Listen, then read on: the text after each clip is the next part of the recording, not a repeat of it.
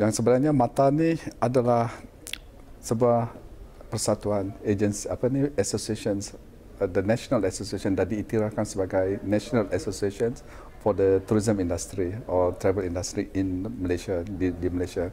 Kerana di dalam Malaysia ni kita ada 4 lagi persatuan-persatuan agensi seperti MCTA, Malaysia Chinese Tourism Associations, and then kita ada MITA, Malaysia Inbound Tourism Association, tak salah saya, dan kita ada juga lagi satu MITA, which is Malaysia Indian Tourism Associations, dan juga kita ada persatuan Bumitra untuk ahli-ahli bumi putra.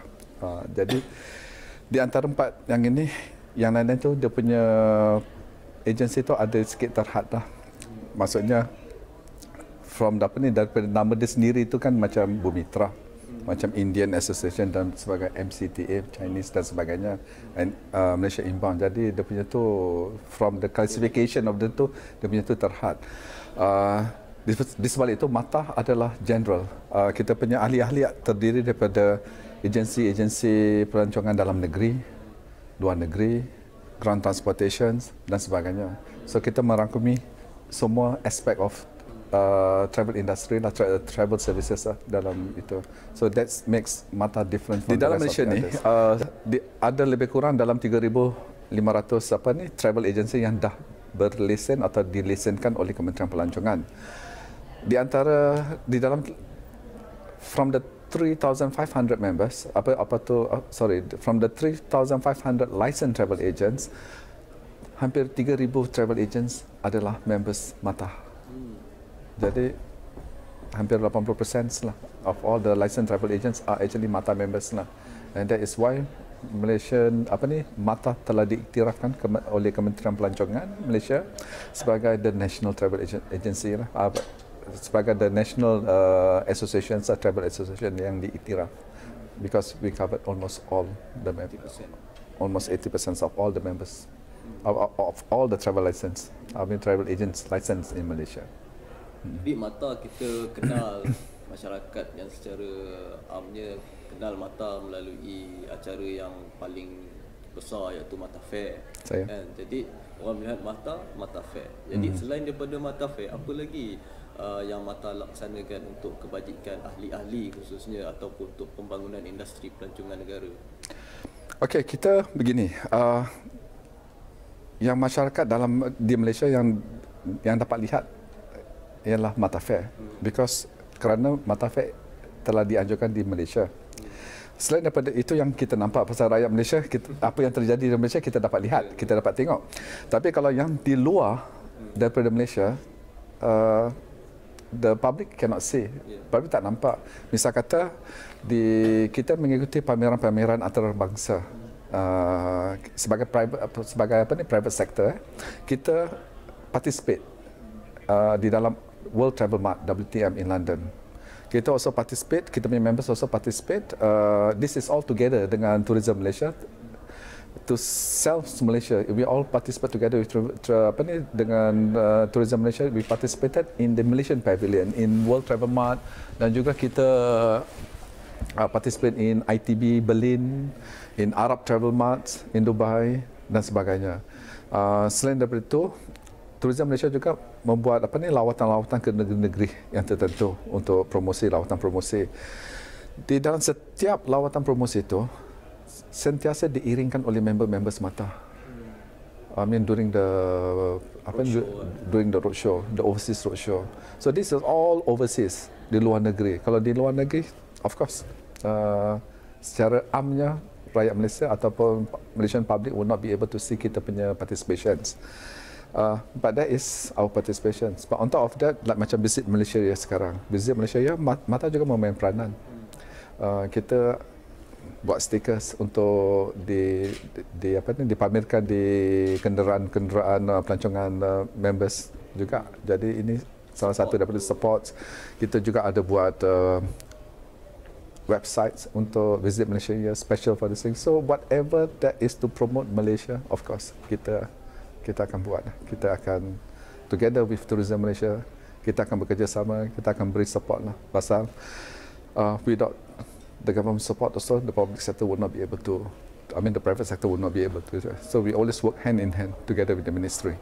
And untuk government, untuk Tourism Malaysia, support government untuk daripada MATA. Right. How about untuk ahli-ahli, sir? Okey, untuk ahli-ahlinya kita, sebagai contoh untuk ahli-ahlinya, that's on the business aspect sekarang. Business aspect, kebanyakan daripada ahli kita terdiri daripada inbound dan outbound juga. So MATA Fair is one platform on the outbound sector. Di sebalik itu, kita sekarang dah menekankan untuk promote domestic sector. So itu akan menggalakkan domestic tourism. So actually dalam domestic tourism ni, kita promotion of domestic tourism ni, kita actually killing two birds with one stone. One is to promote tourism within Malaysia. Number two is to also to assist the members who are doing inbound, who are doing domestics dan sebagainya for itu to do their own business. So that is that direct effect on that. Program latihan, saya dipahamkan ada institut MATA tu. Yes, kita ada MATA Academy, and di dalam MATA Academy itu kita menganjurkan program short courses, tourist guide course dan sebagainya yang khusus untuk untuk industri pelancongan.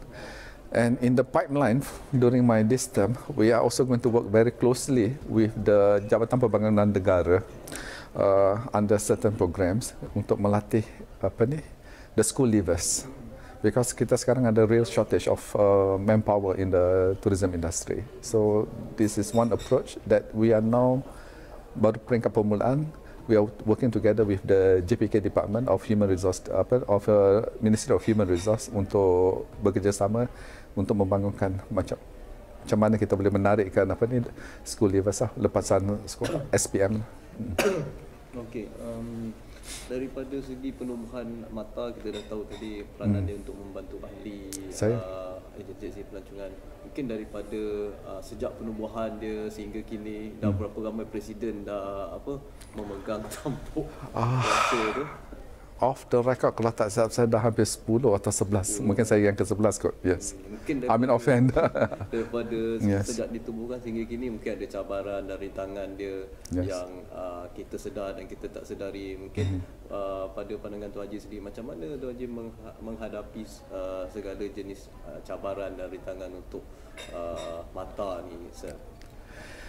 The thing is this, awal MATA ditubuhkan, dia punya membership cuma segelintir saja. So that's mean the challenge is less. Then as it move along, there is one period of time whereby semua licensed travel agent harus menjadi ahli MATA. So that was the biggest challenge for MATA during that period of time, because kalau dah diharuskan, bermakna if there is any black sheeps in the memberships and whatnot, we cannot do anything. We are forced to take all. And then few years ago, kelonggaran ni dah diitukan balik. Jadi bermakna sekarang any travel agents can be, as long as they are member of any of the one of the five travel agency associations, they will still be issued a license. Having said that, setelah kelonggaran ini dilaksanakan oleh pihak kementerian, masih kebanyakan daripada license agent yang diberi license baru, a lot of them are actually still applying from MATA itself. So bermakna MATA tu dia punya credibility, dia punya reputation is already there. So it has actually automatically become the first choice for any new licensed agents to become a member. Setiap kali pemilihan presiden yang baru, pengharapan ahli itu mungkin expectation dia lebih tinggi untuk membawa perubahan. Jadi apa perubahan yang nak dibawa oleh Tuan Haji pada MATA? Saya simple. Saya punya term, because MATA President, MATA punya EXCO position is actually satu term cuma 2 tahun saja. 2 years is very fast. Kejang kelip dah 2 tahun. Macam ni sekarang dah masuk bulan ke-7. We are already preparing for in the stage of early preparation for the next AGM, which is going to be in June. That's mean kita tinggal lagi 5 bulan lagi untuk that it will be my first AGM after assuming the office. For me, at the moment, for this term, I want to achieve a couple of things saja. But then I think that is a very very challenging task lah. But nevertheless, insyaAllah saya rasa akan tercapai juga. Perubahan yang pertama saya nak kita sedang anjurkan ialah kita nak the travel license, the license yang dikeluarkan oleh pihak Kementerian Pelancongan tu, kita cuma nak satu type of license saja. Macam sementara ni travel agency license ada 3 macam. Inbound, outbound dan ticketing. So either you have, some of the agent has all these 3 full license. Majority of the agents are having only one type of license, which is inbound, and some of the travel agencies are only having inbound and outbound, and some of them are having also inbound dengan ticketing. So this one is very complicated. Antara pihak kementerian dan antara pengusaha pelancongan, syarikat pelancongan, okay, we understand because the license is issued and the license is given, and the license holder, they know what type of license they are holding. The big problem now is that because kita dah dalam era baru, modernization and everything.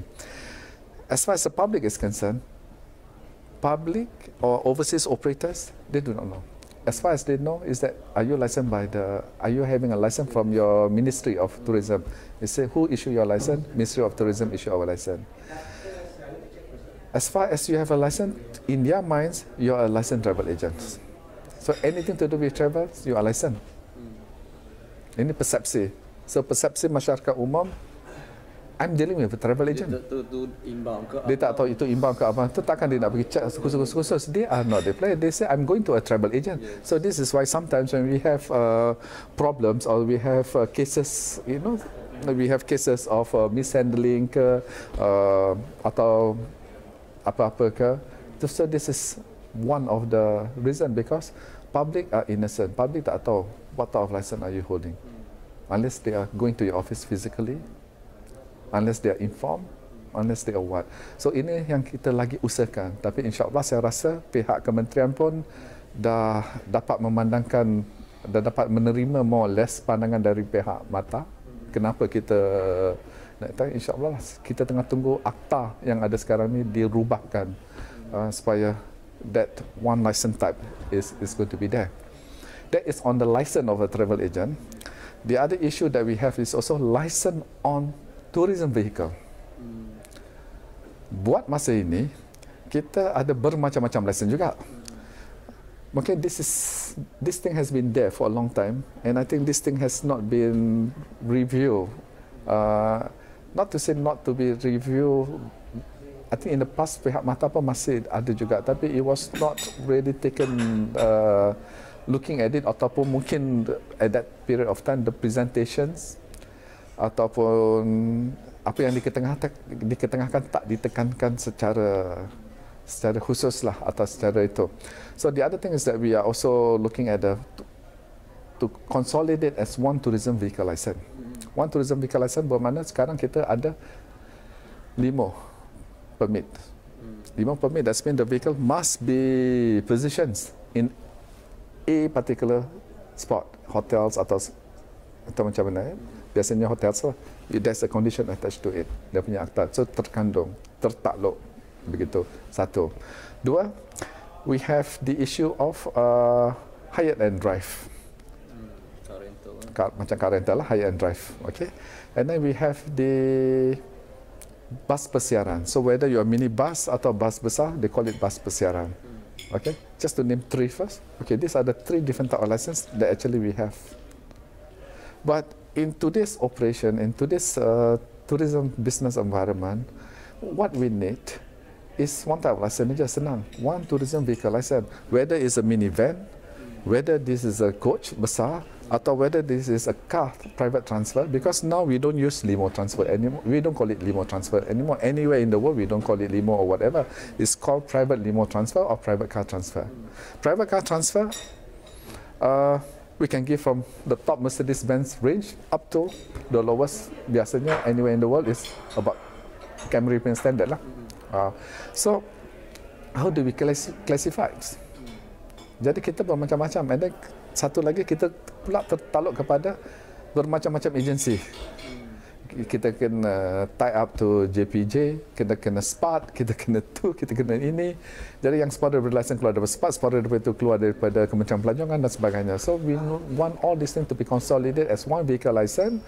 Kalau boleh, biarlah this vehicle license, tourism vehicle license is issued by the Kementerian Pelancongan because it's under tourism. So that the only reason why we are requesting for this, Ministry of Tourism understand what is the private sector's requirement in terms of tourism, because we speak the same language, we speak the tourism language.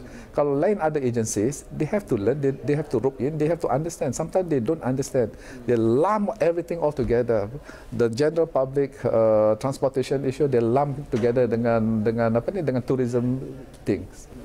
So benda tu dah become complicated because they don't understand what is the requirement. Because tourism, secara langsung tak langsung, we are bringing in the foreign exchange into the country. They don't want to know lesen ni apa semua. Yes, bukan. We are just as good as sekarang mungkin manufacturing still the top number one. Tapi kalau kita giatkan tourism, kalau kerajaan Malaysia giatkan tourism, pay a lot more attention to tourism, satu hari insya-Allah tourism will become the number one. Because why? We bring in foreign exchange without having to manufacture anything. As far as tourism is concerned, it's service. The service industry. Yeah? What is service? Service, human factors. Service is vehicles. Service is hotel accommodations. And the manpower that, of course, we forward. And the benefits to the public, to the rakyat Malaysia, is just not confined. Kalau manufacture, okay, to the factories, to the factory workers only in the factory. But the spin-off from tourism is across the board.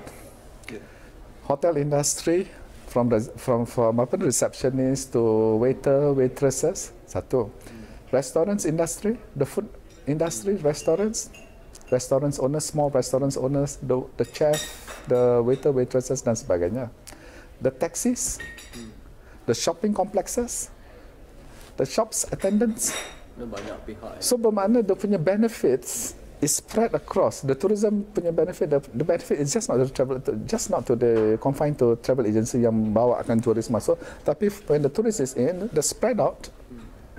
The spin-off from here, on the economy aspect of it, is actually across the board. The spread out is more Malaysian, more people are benefiting from this industry. Just not, in terms of manufacture, it's just the factory workers.